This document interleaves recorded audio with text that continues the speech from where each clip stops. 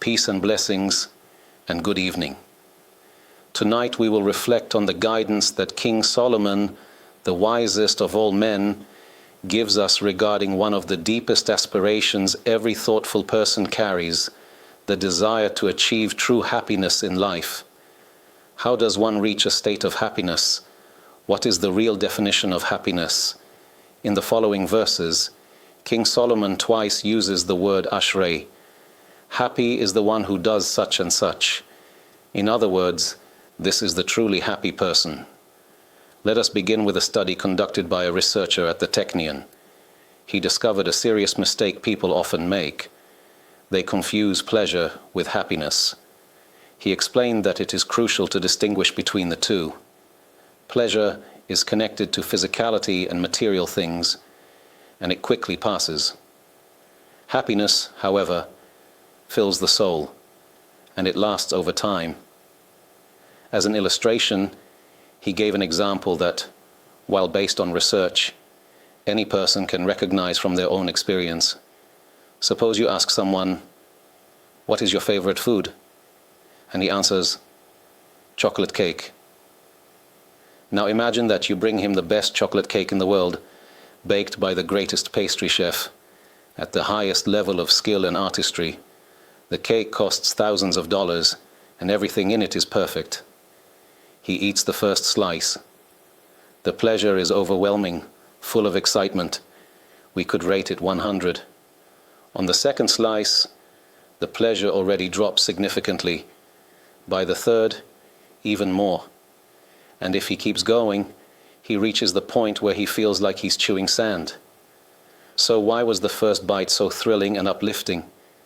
Yet a few bites later it feels tasteless, even unpleasant. The research showed that the brain has a specific center responsible for pleasures. When a person experiences something enjoyable, this center lights up, it fires. The greater the pleasure, the stronger the response. But it doesn't stay active for long. When it comes to physical pleasures, the pleasure center quickly burns out. The more a person tries to increase the same physical stimulation, the less it excites him, until eventually the very thing he thought would bring joy can make him feel sick. And this is exactly what King Solomon already taught. If you find honey, eat only what is enough for you, lest you have too much and vomit it. Proverbs 25:16. In other words, God created this world and gave us many delights, but he also set boundaries. Live within those boundaries. If you overindulge or try to take what is forbidden, you'll end up ruining your own capacity to enjoy life. Instead of happiness, you'll feel emptiness and pain. King Solomon, in that verse, spoke in the language of parable and meaning, honey as the symbol of worldly pleasures. Even if something is sweet, without proper limits, it turns bitter. That researcher simply confirmed with science what King Solomon already revealed in wisdom. The brain has a pleasure center, and it burns out quickly. So the definition of pleasure is something that belongs to the body, temporary and fleeting. But happiness is something else entirely. Happiness belongs to the soul. When the soul is full, it becomes a truly happy soul. The real question is, how does one attain happiness? How can a person truly feel joy that fills not only the body, but the deeper spiritual part of himself? Let us begin with that question. What exactly characterizes happiness? What is the real definition of true happiness? A person who feels contentment, genuine self-satisfaction, feels good. A person who feels a joy for life, who has peace of mind and inner tranquility. The combination of these qualities creates happiness. There are, of course, other smaller details, but these are the basic components: feeling content, feeling full, having joy in life, and the inner calm. To understand how we can reach this state, let us begin with something everyone already knows: what a human being is made of. We are made of body and soul. When a person is hungry for food, who needs that food? The body, not the soul. But when a person feels dissatisfied, when he is downcast, discouraged, unhappy with himself, who is it that longs for something to uplift him? The body or the soul? It is the soul. And here lies the problem. When a person tries to take something material and use it as food for the soul, he ends up living a life of disappointment. He tells himself, I don't feel good. What will make me feel good?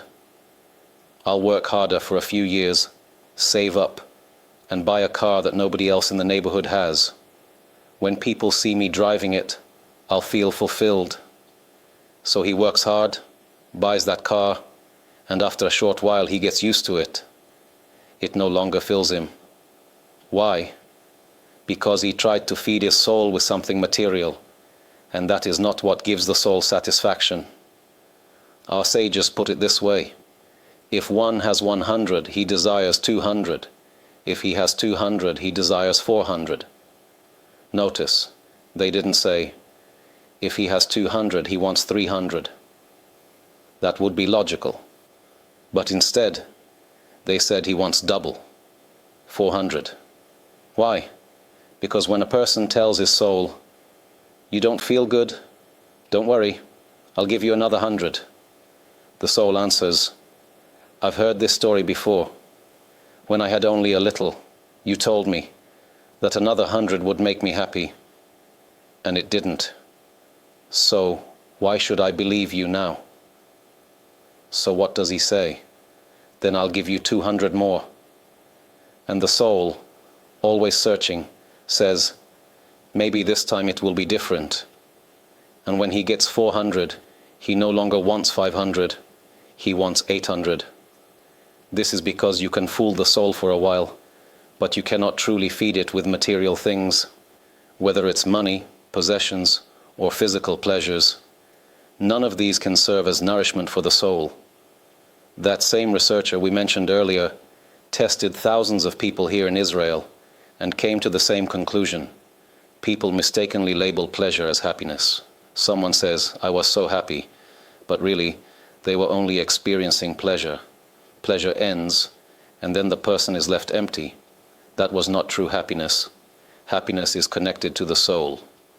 When a person has contentment, when he feels joy in life, when he has peace within himself, that is when he truly reaches happiness. Now, after this introduction, we can turn to the words of King Solomon, the wisest of men, and see the advice he gives us.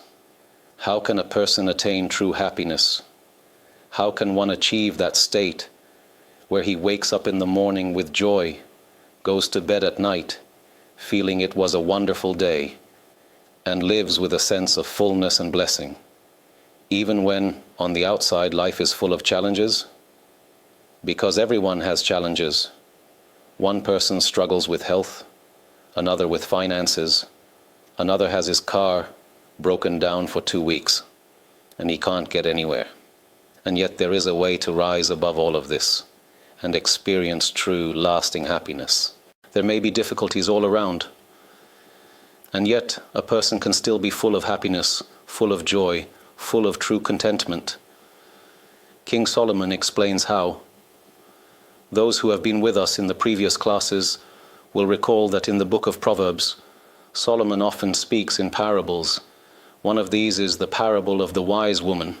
On the surface, it is about a woman of wisdom, but in truth, the deeper meaning is that the Torah itself is speaking about itself. In verses we studied earlier, the Torah tells us that it existed before the creation of the world, that it is the very architectural blueprint of all creation, which means that every person, every event, everything in existence is encoded in the Torah. Now we arrive at verse 32. The Torah, in the voice of the wise woman, says, "And now, my children, listen to me. Happy is the one who keeps my ways." Why, my children? Because compared to the Torah, we are all young. Even an 80 or 90-year-old is still young next to the Torah, which preceded the entire universe. So the Torah speaks to us like a wise, experienced elder addressing the younger generation. My children, listen to me. Happy is the one who keeps my ways. Notice, it says ways, not final perfection. Why? Because a human being cannot become an angel overnight. Nobody can be perfect instantly. And if a person expects that of himself, he will only end up in despair. He imagines that he has already reached a lofty spiritual level, that he has conquered his desires, and then suddenly he stumbles. What happens? He falls into depression. I'm worthless. I can't succeed. The Torah tells us instead, happy is the one who keeps my ways. Enter the path. Begin the journey. Step by step, you will reach the goal. But don't expect it all at once. Imagine a ladder, and you want to climb to the roof. If you try to leap straight to the top rung, what will happen? You'll crash to the ground, injure yourself. That's not how to climb. You must go step by step, rung by rung, then eventually you'll reach the top. This is why the Torah says, happy is the one who keeps my ways. The happiness begins with entering the path and taking the first step. The Torah then continues, listen to discipline and become wise. Do not cast it off. Happy is the one who listens to me, who waits daily at my doors, who guards the posts of my entrances. For whoever finds me finds life and receives favor from God. But those who sin against me harm their own soul. Those who hate me love death. What is the Torah teaching us here? The first piece of advice: listen to discipline. Learn to love hearing what you need to improve. Human nature is to want to feel perfect. I'm fine, I'm flawless. And so when someone gives a critique, we get offended, upset, defensive, and arguments break out. The Torah says, change your mindset. Don't say, I don't want criticism. Say instead, I want to know where I can improve so I can correct myself. Of course, those who give criticism must also know how to do it properly. You must never humiliate someone, never belittle, never use harsh words. But even when spoken respectfully, some people cannot handle hearing that they are wrong. They live as if they were angels from birth, perfect. That comes from arrogance. But a humble person knows, yes, I have strengths, but I also have weaknesses, and I don't always see them. Our sages said, the camel does not see its own hump. It points out the flaws of others while blind to its own. The great Rambam, Maimonides, once received a letter from one of the great sages of his generation, filled with critiques of his halachic rulings.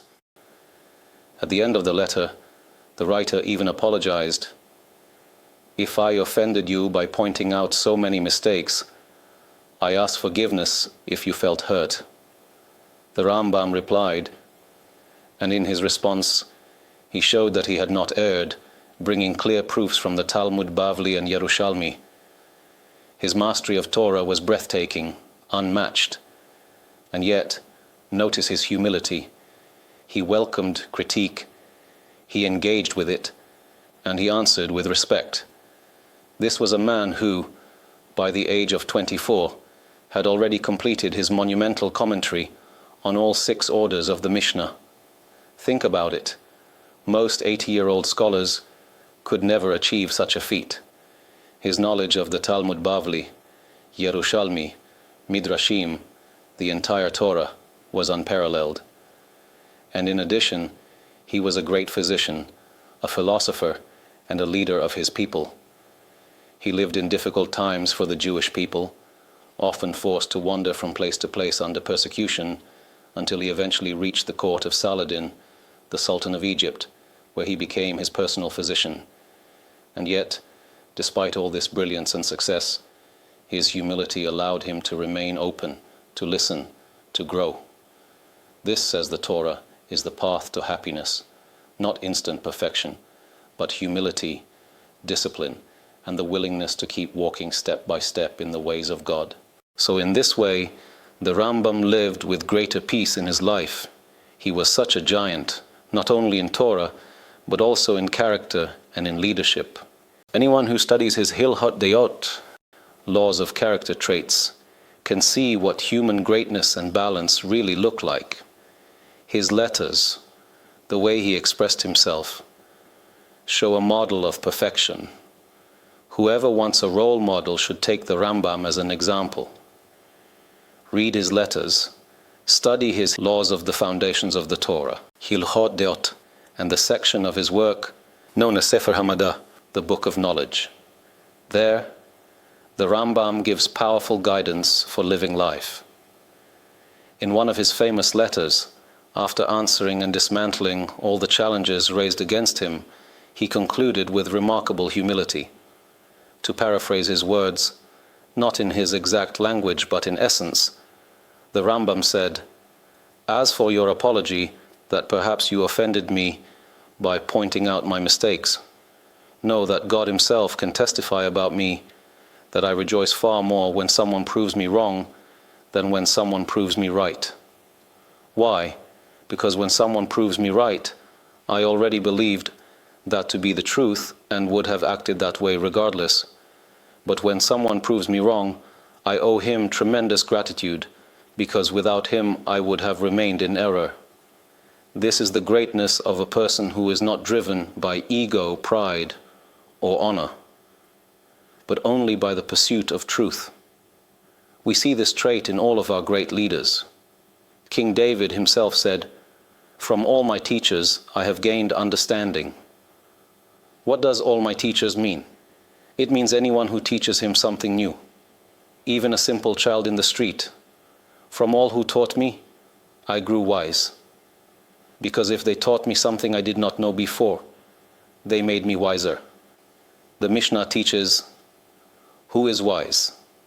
He who learns from every person. Sometimes a person who is not considered a scholar, not at your level, may nevertheless have a thought you never considered. He gives you a perspective that opens a new path of wisdom. Rabbi Chaim of Volozhin writes in his Ruach Chaim that when a person is uncertain about a decision, whether to go this way or that, he should take counsel and then act according to his own judgment. What does that mean? At times you don't want to ask others for advice because you feel they don't know the full picture. You can't explain every detail, so you decide, I'll just act on what I understand. But then you might make a mistake. Rabbi Chaim of Volozhin says, no, take counsel.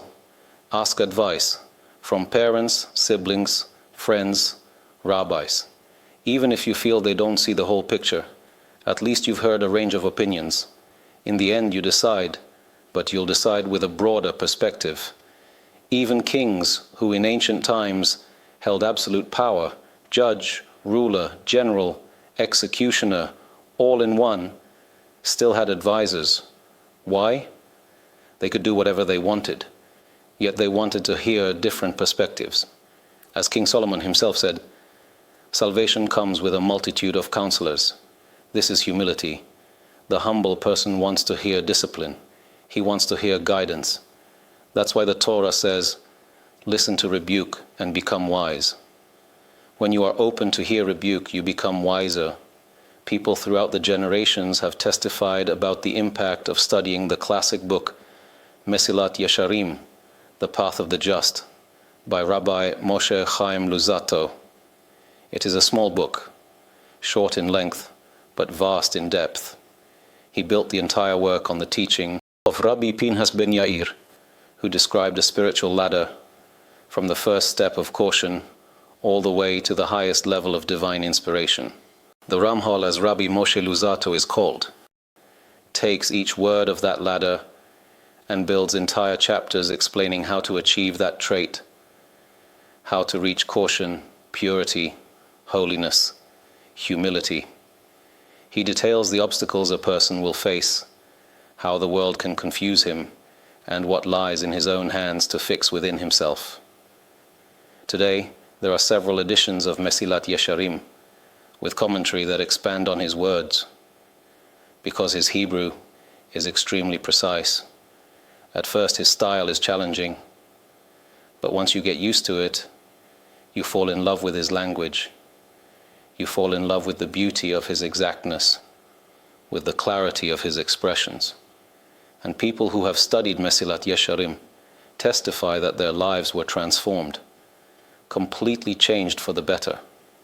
When he speaks about pride, for example, he breaks it down from every angle, showing how arrogance can creep into a person's life in ways he doesn't even recognize, convincing himself that he is humble when in fact he is full of pride. This is the power of Mousar, ethical guidance, when received with humility. It can change a person's life from one extreme to the other. It confronts a person directly, showing him the mirror image of his own face until he feels, I need to correct myself, I need to change. And not only does it awaken that awareness, it also teaches you how to make that change until you truly reach it. The Vilna Gaon lived a short time after the passing of Rabbi Moshe Chaim Luzzatto. The Ramchal, the Vilna Gaon, was considered a giant of his generation. The entire Jewish world spoke in awe of him. The Jewish people have had many great scholars, but in the yeshiva world, when you say the Gaon, everyone knows it refers to Rabbi Eliyahu of Vilna, the Vilna Gaon. Stories abound about his brilliance, his sharpness, and the vastness of his Torah knowledge. And yet, despite all his greatness, the Vilna Gaon told his students, if the author of Mesilat Yesharim, Rabbi Moshe Chaim Luzzatto, were alive in my days, I would walk on foot from Vilna in Lithuania all the way to Padua in Italy, where he lived, just to thank him for writing that book, because it would not be fitting for me to ride in a carriage when going to see him. That is how much he valued the Mesilat Yesharim. Now, let's return to our subject. The Torah says, hear instruction and become wise. The wise woman addresses her children and says to them, and now, my children. What does "and now" mean?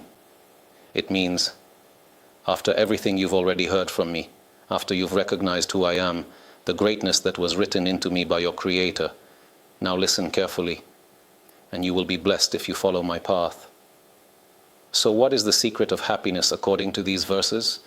The first step is, hear instruction and become wise.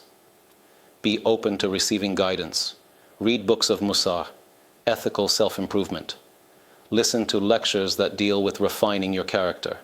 And above all, every person must look honestly at himself. What am I doing right? What am I doing wrong? For example, one person struggles with envy. He cannot stand to see others succeed. He has to define it honestly. I have a problem with jealousy. Another person may not be jealous at all, but suffers from terrible laziness. The Ramchal in Mesilat Yesharim explains how to overcome laziness. He writes that when a mitzvah comes to mind, when an opportunity arises to do an act of kindness, to attend a Torah class, to perform a good deed, one must seize the moment immediately. His words are, when a mitzvah presents itself, or even arises in your thoughts, hasten to act and do it. Let's take this as an example to understand his style. If a mitzvah comes your way, something that isn't bound by a fixed time, don't delay. If you can put on tefillin in the morning, don't push it off until the afternoon. If you have the chance to do someone a kindness, don't say later. Rush to do it, because if you wait, you may lose it. A mitzvah is like a treasure. When you have the chance to grab it, take it. Don't let laziness rob you. This applies to every area of life. Even earlier, King Solomon gave us advice on how to overcome laziness. Go to the ant, you sluggard. Observe her ways and grow wise. Solomon taught us, don't wait, don't postpone, act with energy. So the first step is for a person to define for himself, where am I doing well and where do I need to improve? Then, through studying Mousar, listening to Torah lectures, and learning from ethical teachings, he begins to refine and transform himself. Hear instruction and become wise. You will become truly wise by opening yourself to growth. And then the verse adds, do not neglect. Meaning, once you begin, don't dismiss it. Don't abandon the path. This is the Torah's guidance. Solomon's wisdom on how a person can achieve true happiness. What the word parua, uncovered, unrestrained, actually mean. And what does it mean when we call someone mufra, disturbed, unruly? Concerning the Nazirite, the Torah says he may not cut his hair. His hair grows long, his head becomes covered with it. The Torah calls this parua, untrimmed, unkempt. In other words, not neat, not arranged. Something parua is something that breaks boundaries, something exposed, without a frame, without limits. So when the Torah says, hear instruction and become wise and do not be parua, it means, do not break boundaries. Human nature resists being told what to do. A person thinks, whatever comes into my mind, that's what I want to do. If I feel like it, that's what I'm going to do. But the Torah tells us, if you want to succeed in life, if you want to be happy, you must learn self-control. The ability to set boundaries, to delay gratification. Yes, you may feel like doing something, but you don't do it because it's not the right thing to do. And that is the secret of happiness.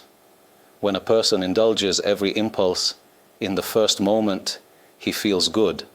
No one tells me what to do, I have no limits. But very quickly he feels terrible inside. He feels like a wild animal, unable to control himself. But when a person sets limits and learns to delay gratification, he feels real joy. I've changed for the better. Think of someone who, back in high school, would explode in anger whenever a friend made a remark. He couldn't control himself. But now, after years of Torah classes, learning books of Mousar, training his character, he hears the same remark, and he responds calmly. Not only does he not yell, even inside he doesn't feel anger. He has tools to deal with it. He knows how to respond with peace of mind. And how does he feel at that moment? Such deep satisfaction, such true happiness.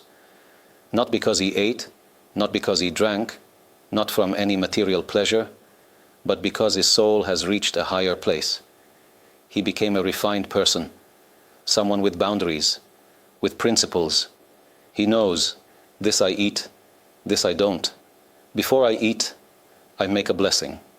On Shabbat, I know what's permitted, what's forbidden, and I follow those laws. Before Shabbat I prepare, I go to synagogue, I come back home, I make kiddush. I sit at the Shabbat meal, we sing, we share words of Torah. This is a person who rules over himself. He may say, but I'm attached to my phone, I can't live without it. Yet he learns to tell himself, I follow the truth. I rule over myself. I live according to what is right, not just according to what I want. That's what King Solomon calls, do not be parua. Don't break the framework. Don't live without boundaries. Don't be wild. Be in control of yourself. And then the Torah continues, happy is the person who listens to me, watching daily at my gates, waiting at the posts of my doors. Imagine a wealthy, wise woman inside her house. She announces, at some point I am going to open my doors and distribute millions. I will give out bars of gold, diamonds, pearls. And everyone knows she has the ability to give it. People wait. But after a while some lose patience and leave. That's why she says, happy is the one who listens to me, who waits daily at my gates. Don't give up. Keep coming every day, because eventually the gates will open. Waiting at the posts of my doors. What's the difference between waiting at the gates and at the doorposts? The doorposts are the sides of the doorframe, what in Hebrew is called mezuzot. Today we call the scroll on the doorway a mezuzah.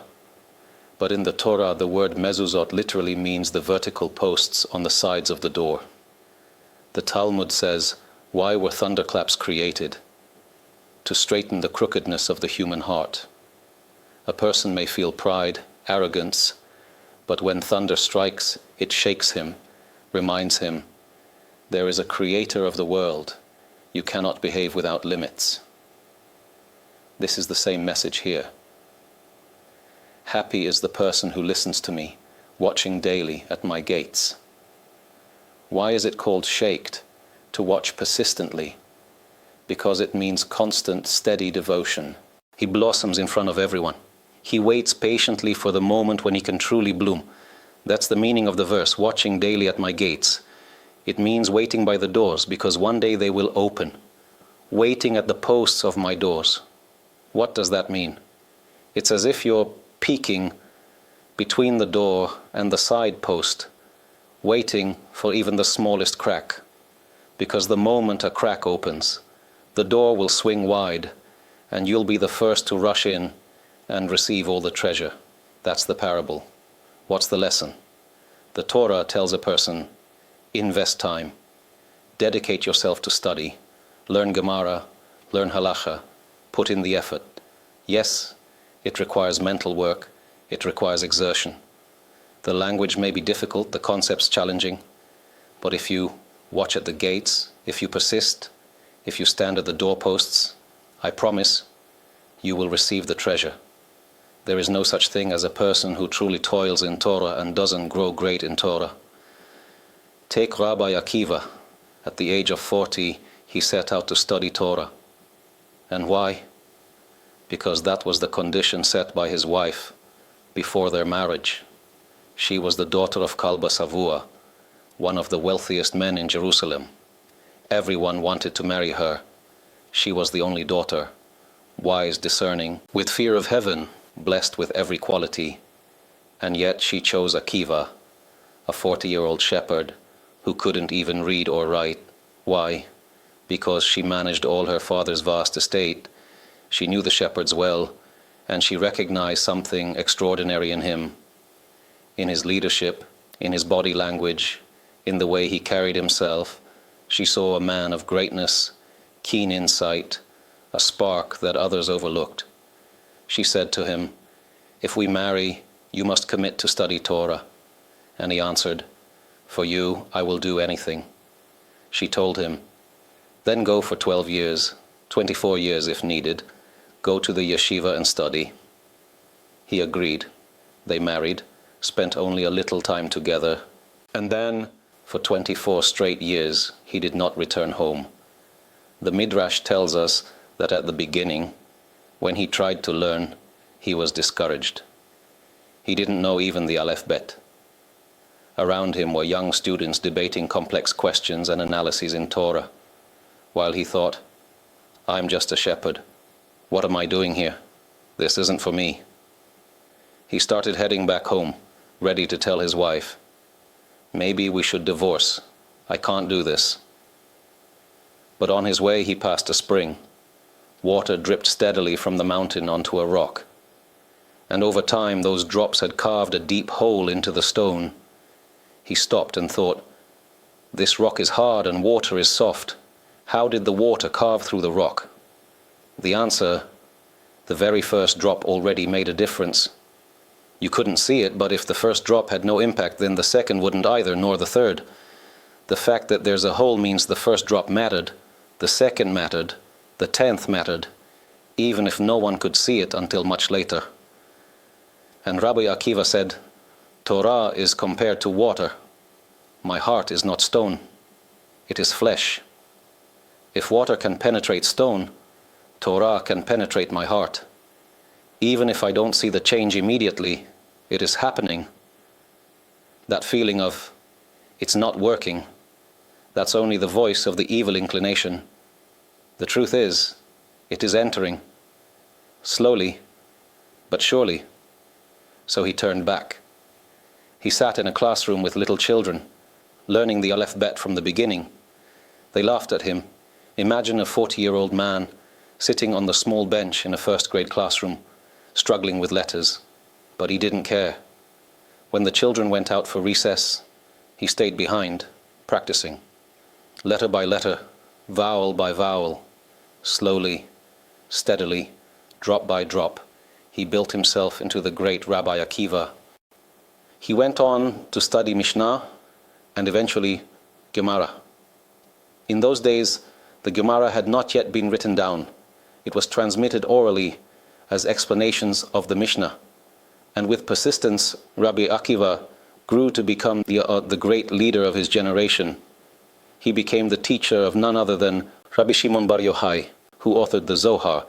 And if Rabbi Shimon was the student, then what does that tell us about the greatness of the teacher? The Talmud says of Rabbi Akiva that he could expound even on the crowns of the letters of the Torah. Such was the extraordinary spiritual greatness he reached.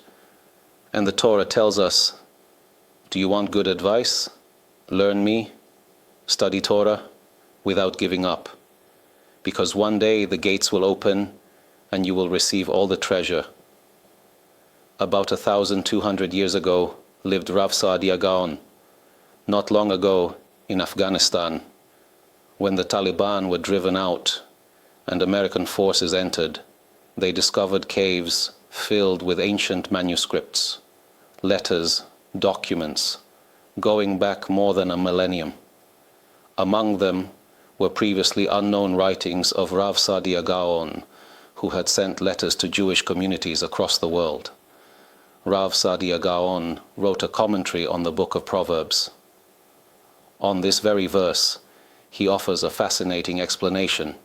He says, understand that the wisdom of Torah is not like other wisdoms. In every other field, science, art, construction, craftsmanship, it works in a linear way. For example, he says, imagine a jeweler crafting a beautiful piece of jewelry, or a builder constructing a home. If it takes 10 years to reach completion, then each year represents about 10% of the progress. Year by year it moves forward at an even pace, 10%, 20%, 30%, until finally you reach 100. But in Torah, Rav Saadia Gaon says, it is not like that. If it takes 10 years for a person to become great in Torah, then in the first year he may achieve only 1 or 2%. In the second year, suddenly it multiplies, 7%. By the third year, 20%. Each year, the more a person learns, the more Torah compounds upon itself, doubling and tripling in its depth. That's why, he says, you must not give up in the beginning. At first, when you study and you don't see results, you might feel discouraged. You think, I've already been learning for a month and I barely move forward. Will I ever get anywhere? How much could I possibly learn in my lifetime? But no, it's not like that. Torah doesn't grow in a straight line. It grows exponentially. That's why King Solomon writes, it is more precious than pearls. And the commentators explain, why didn't he say, more precious than gold? Because there is a fundamental difference between gold and precious stones. Every merchant knows this. With gold, the price is linear.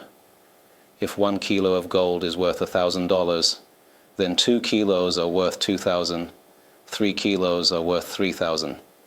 But with diamonds and precious stones, it's completely different. A 1-carat diamond may be worth $1,000, but a 2-carat diamond is not worth 2,000. It could be 10,000, and a diamond of extraordinary size is worth millions, even tens of millions. That's why certain gems were reserved only for kings and rulers who could afford to pay such vast sums. Why? Because the rarity makes them infinitely more valuable as the size increases. And so it is with Torah.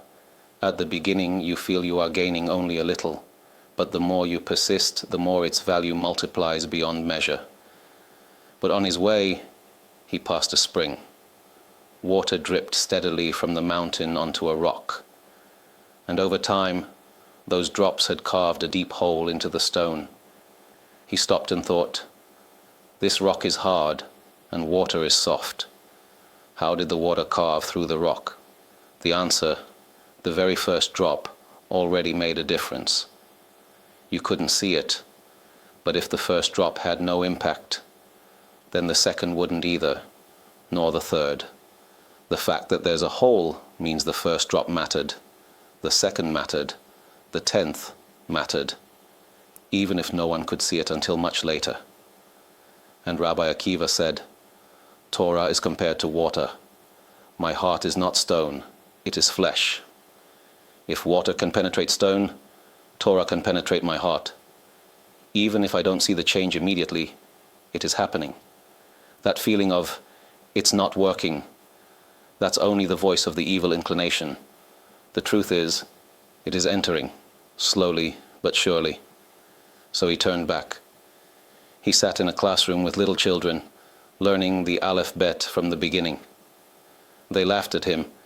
Imagine a 40-year-old man sitting on the small bench in a first-grade classroom, struggling with letters. But he didn't care. When the children went out for recess, he stayed behind, practicing, letter by letter, vowel by vowel. Slowly, steadily, drop by drop, he built himself into the great Rabbi Akiva. When you persist in Torah, your growth doesn't just double, it multiplies many times over. Continue, and before long you'll see that in a relatively short time you can reach greatness. They say that Rabbi Ovadia Yosef, in his younger years, would sit for hours preparing a 10-minute class. But later, when he reached the height of his greatness, just a few minutes were enough for him to prepare a class that lasted hours. Why? Because once Torah is deeply engraved in the mind, it flows naturally. The Torah continues, "For whoever finds me finds life and obtains favor from God." Think of the word find, like finding a lost treasure. It takes effort, but when you find it, you found your life. Torah changes a person's entire life for the good, for blessing. There is no area of life that Torah doesn't touch. It brings order to your thoughts, clarity to your mind, direction for what's right and what's wrong. There are people with kind hearts, but without the guidance of Torah they may misdirect that kindness, showing compassion to the cruel. We've seen it. Some feel we must pity terrorists in Gaza. Why? Because they have soft hearts, but no Torah to guide them.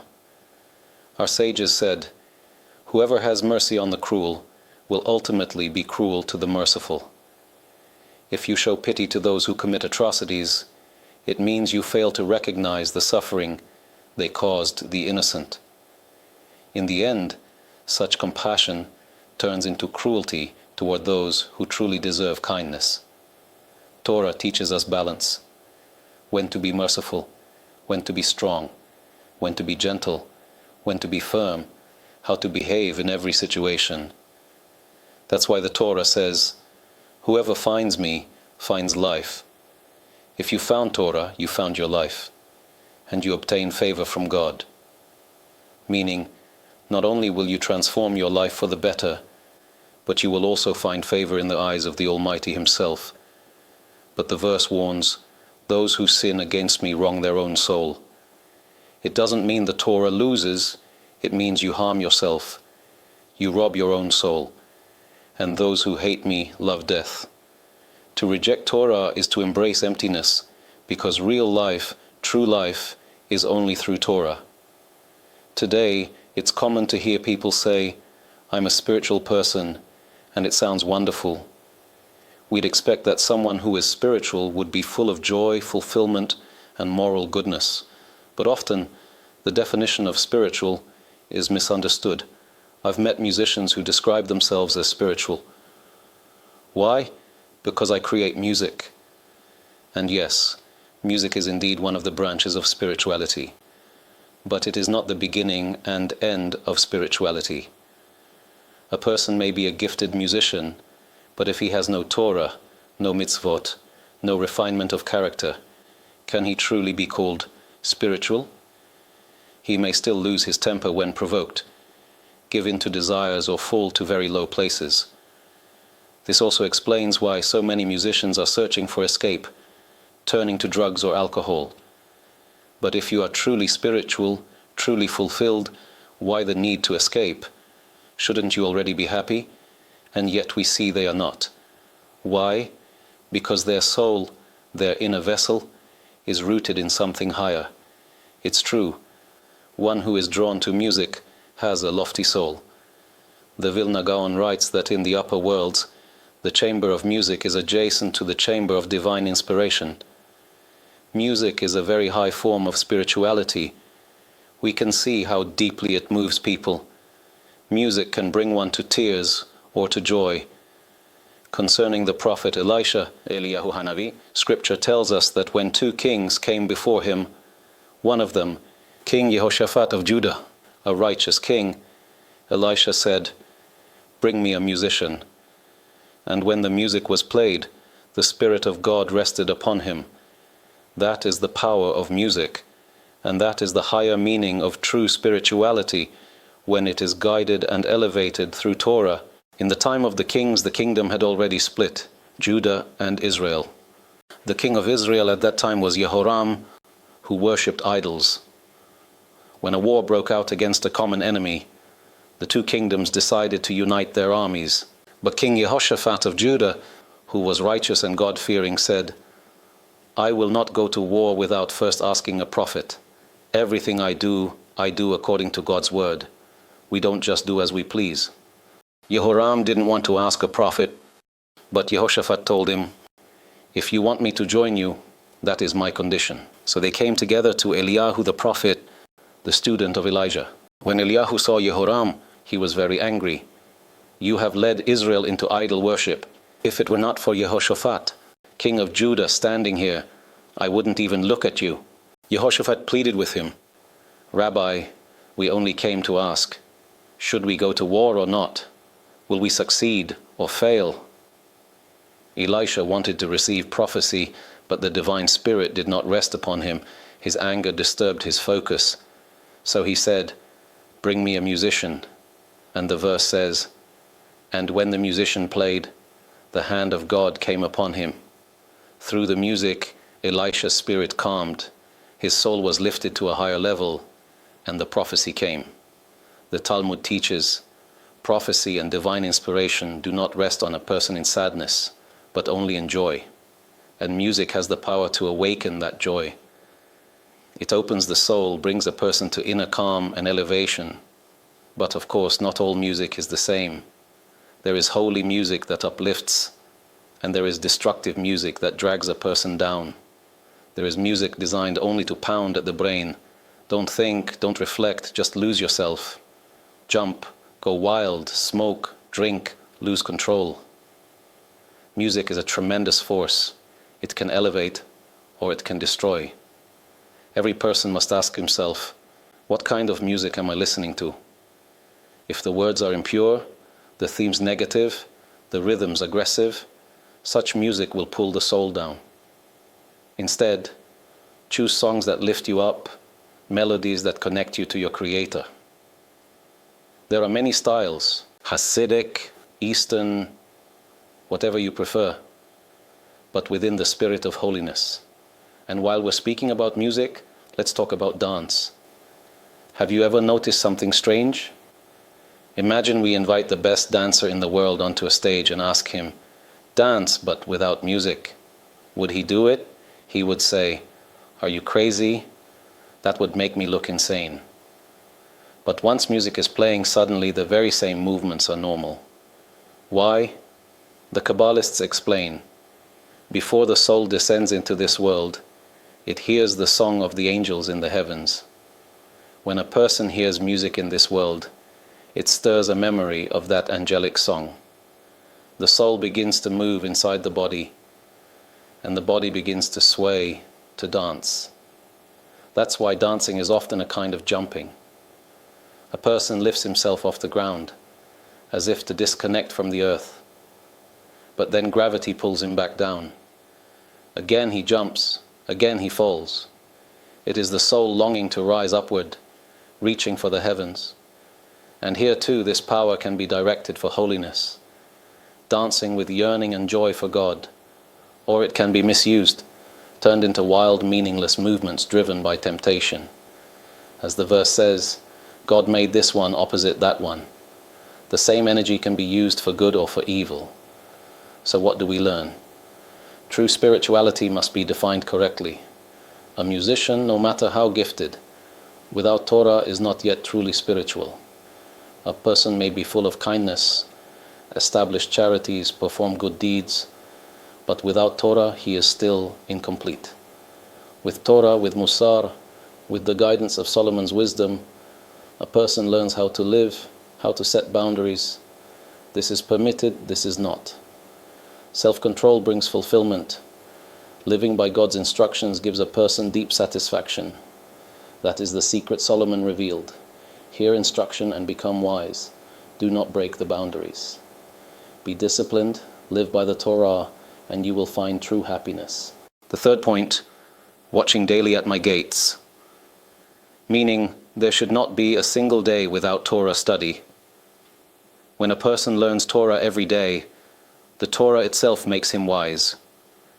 King David, the father of Solomon, said to God, "If not for your Torah, which was my delight, I would have perished in my suffering." With all the hardships he endured, David said, "Without the Torah, I would not have survived, but your Torah, it was my delight." What does delight mean?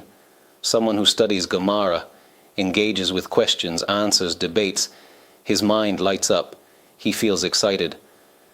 That's the delight of Torah, the joy of intellectual discovery, not childish games, but the deepest joy of the mind and soul. The Torah itself describes this. I was with him as a craftsman, his delight day by day, rejoicing before him at all times, rejoicing in the world, delighting in the children of man. The Torah says, I delight human beings, I give them joy, I give them fulfillment. We see this in the lives of people who have been studying Daf Yomi, a daily page of Talmud, for 50 years straight. These are people who work hard to support their families, yet every day, without fail, they study their daily page. Wedding, no wedding, busy or not, first the daily page, then everything else. There are videos and pictures of such people. You see them at an advanced age, bodies wrinkled, faces lined, but their eyes sparkle. You see joy of life, wisdom, sharpness, and delight. The body, which draws its pleasure from the material, inevitably wears out with time. But the soul, which draws joy from Torah, remains young and full of life. I once attended a large rabbinic conference of Lev Lahim in Bnei Brak. Hundreds of rabbis were there. The great rabbis were seated in the front rows. I remember walking through the hall and overhearing two elderly Torah scholars, clearly close friends who had not seen each other in years. When they met, they lit up like children, smiling and rejoicing just to see each other. One of them asked the other, "Rabbi, how are you feeling? I haven't seen you in so long." And the reply was unforgettable. "I don't have time to be sick." I loved that answer. He was so immersed in Torah, so busy, so alive. He didn't even have time for illness. That's what keeps the mind fresh, the spirit young, the heart joyful. When a person builds himself properly from youth, in old age he continues to receive the blessing of joy, clarity, and renewal. Let us dedicate these words of Torah as a merit for the protection of the people of Israel and the soldiers of Israel, wherever they are. May God grant complete healing to the sick and the wounded, strong health and redemption, and may we soon merit peace.